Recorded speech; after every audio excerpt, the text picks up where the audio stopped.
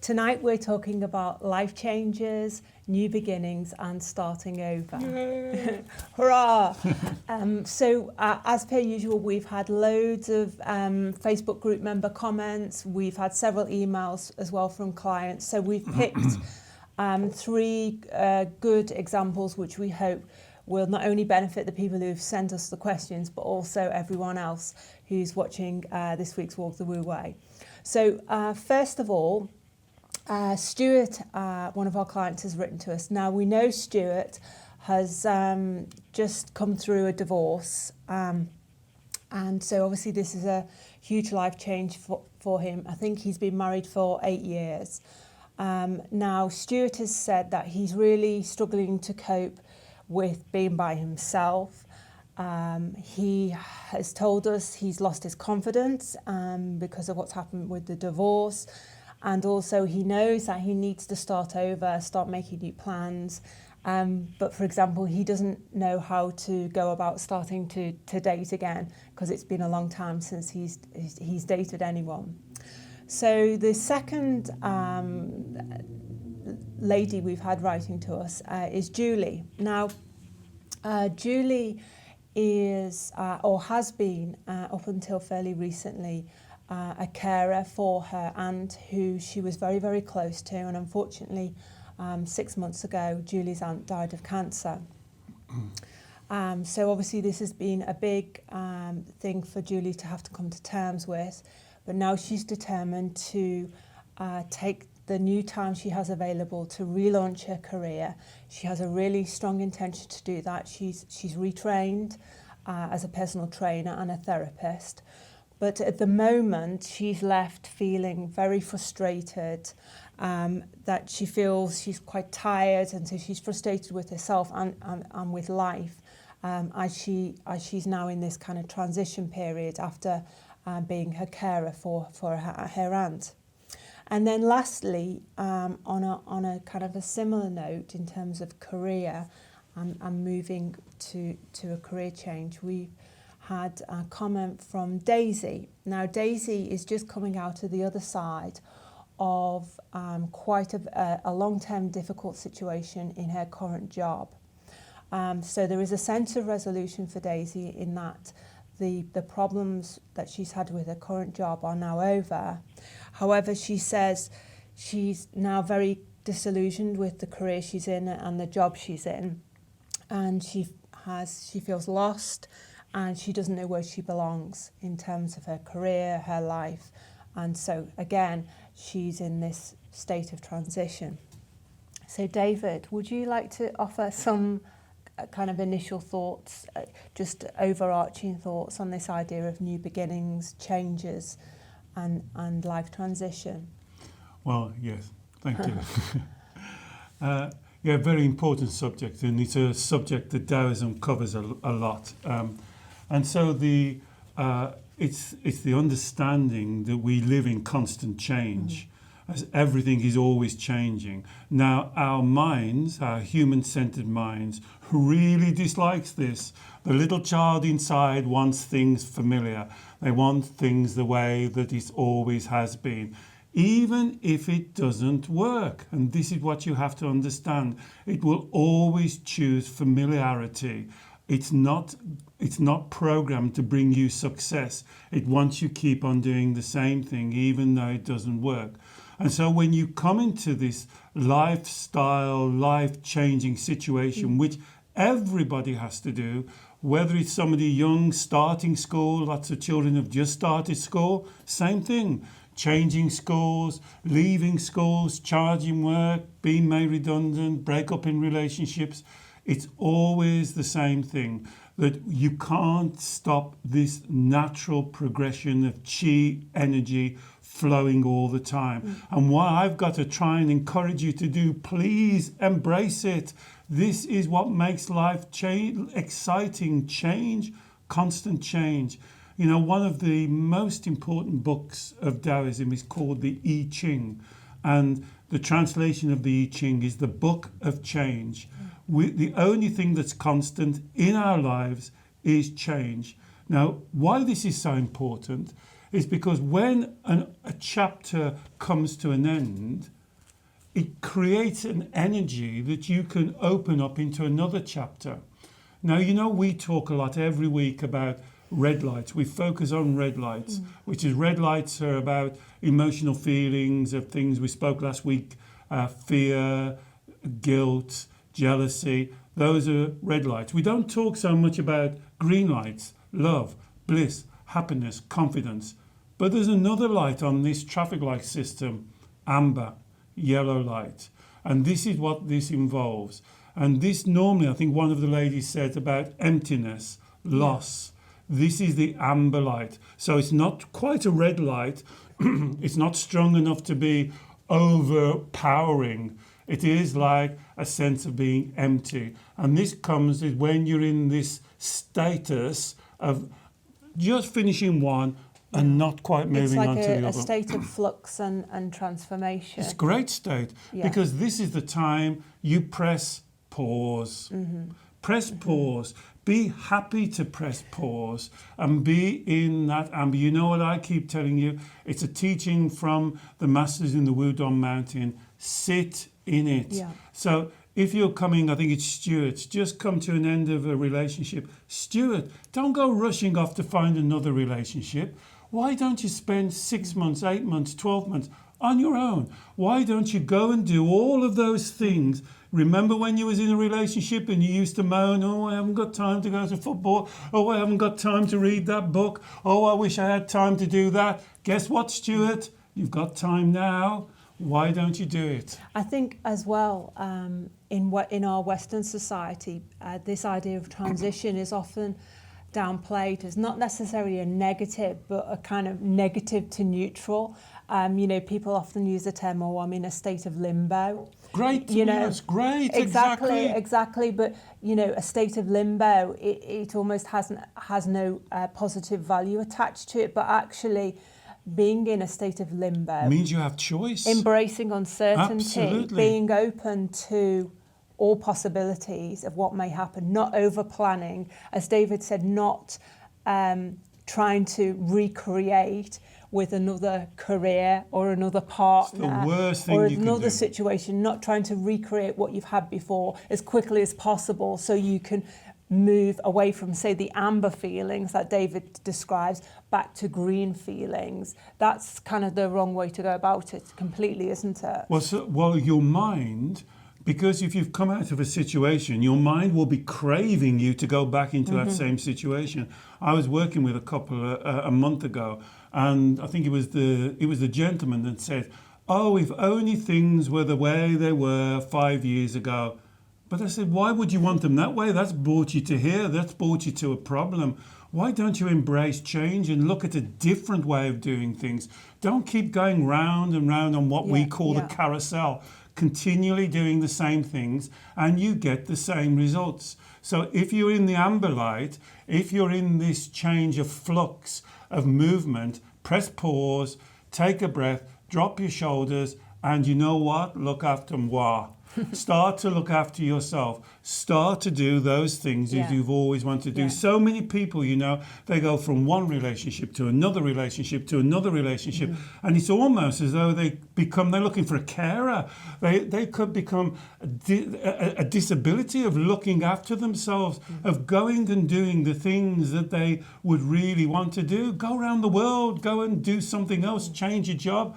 Do something that really gives you those green lights. This is the opportunity now. I just wanted to pick up on something you mentioned near the beginning, David, you know, about us all having to accept that change is inevitable. We cannot stop the flow of energy. The mind hates that. However, we can try to block it, and to an extent we can block opportunities. I like the word you used, however, instead of but, because you know I hate but however, you can try as hard as you want, but it won't be successful. Yeah. You can keep on trying to block, Yeah. and then those amber lights will turn into red lights. Yeah. And the feeling that you describe as emptiness, loneliness, Hopelessness is another one, will turn into fear, anxiety, depression. And it will just, it's almost like you're on a roller coaster, rolling around and around and around. What's the matter with being with yourself? What's the matter in being with having choice of saying, well, I could do that, or I could Yeah. do that. Yeah. Why don't you take responsibility? So here we come down to one of the three blessings here. We are the power of three. Self-responsibility. If you're in this state of amber lights, if you're in this state of transition, if you're moving out of one position into the other one, well done you. Yeah. Take the time now. Yeah. Pause and see the direction that you want to go in. Be responsible for your life. Take hold of the reins. Yeah. This is your life. Your life. Take full responsibility for it. And really, before you start this journey through the transition phase, through the amber light phase, if you like, towards your next authentic chapter, there's a big teaching here actually to ensure that you've completed the previous chapter. Absolutely. Because a lot of people have the natural inclination to rush on, to rush ahead, but they haven't dealt with and closed off authentically what's just happened to them. So, for example, in Stuart's case, it's dealing with his divorce and his beliefs around that. And obviously his beliefs around that are connected to his self-worth. And can I tell you, Alex, this is such an important point, because this normally involves acceptance. Yeah. And a lot of my clients won't accept, I don't know about Stuart, but even though he's actually gone through the divorce and signed the papers, they won't accept. They won't accept that that position has moved on, that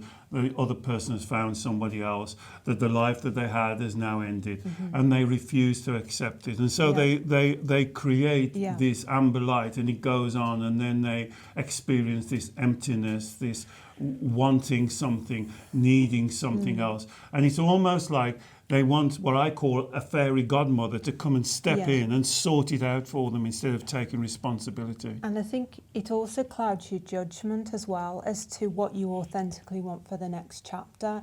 If you're, I guess the common terminology would be carrying baggage from, we would say carrying beliefs or thoughts which are misunderstandings or lies from the last chapter, then that will mean that you're less able to discern what's authentically right for you in the next chapter, your next exciting chapter. You know, you haven't fully learned any lessons that needed to be learned. For Julie, obviously, Julie needs to think about has she fully accepted and understood and sent her aunt off with love and best wishes and the kindest of thoughts, but is she now fully able to move on from that with acceptance and peace in her heart as to all the circumstances around her aunt? For Daisy, the situation with what's happened in her career, I know it was a very difficult and kind of bitter situation for Daisy and her work colleagues, which has now come to some form of resolution. But my understanding is there's still a kind of hangover of thoughts and attitudes and negativity around what happened and how it was dealt with by her employees. So again, make sure there's some level of personal resolution and acceptance with what has happened, so that you can then, Daisy, make the authentic choices to what's best for you right now and in your next chapter. And that's why the value of the pause is so important. To do what Alex is just saying, I would 100% agree with, because, for instance, a lot of people get hung up on the unfairness and the injustice of the situation. And so they never can move on. It's almost like they've got an anchor back in their past life. Yeah. And that's why the amber period is very important. It gives you this chance to pause. It gives you the chance to bring the chapter to a close, to a natural, authentic close.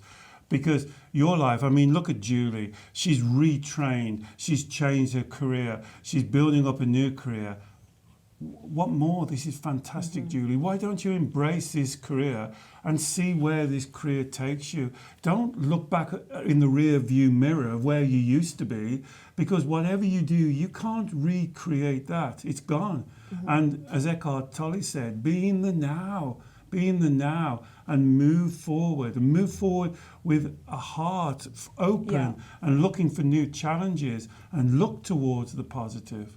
And I think one final thing to say really is about being patient and obviously being loving and kind with yourself. You know, this is unknown territory as you go through this life change, all of you, and for all of our listeners who are watching this, whenever you feel you're moving into an unknown transition period where the outcomes are perhaps uncertain, the speed of change is uncertain, you know, embrace that as a positive thing, but don't put a time scale on how fast things should happen. How fast, for example, Julie should relaunch her career successfully, how fast she should get over the death of her aunt. For Stuart, how fast he should forget about his love for his wife, how fast he should be able to stand on his own 2 feet and be happy in his own company, or how quickly he should meet another partner.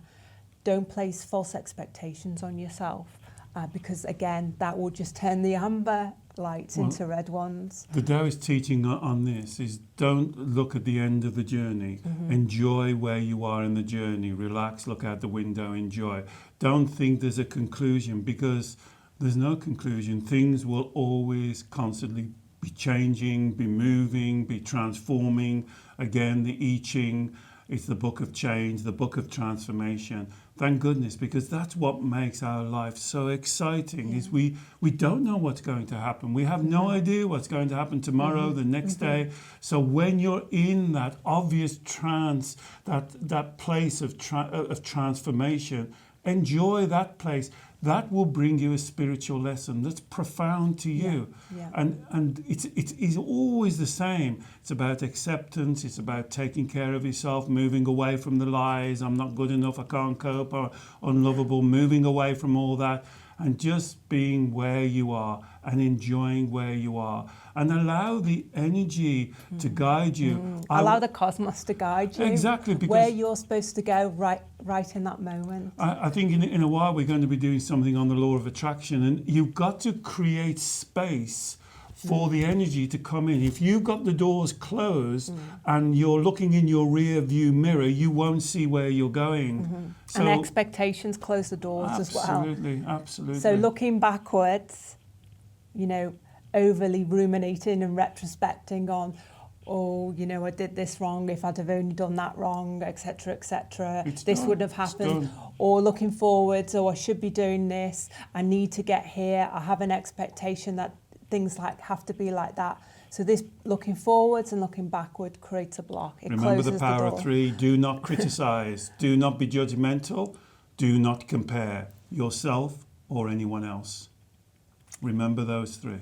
Great. So I think that's plenty of things to think about. I hope Stuart, Julie and Daisy, I hope this has been some help for you, and I hope it's helped other viewers.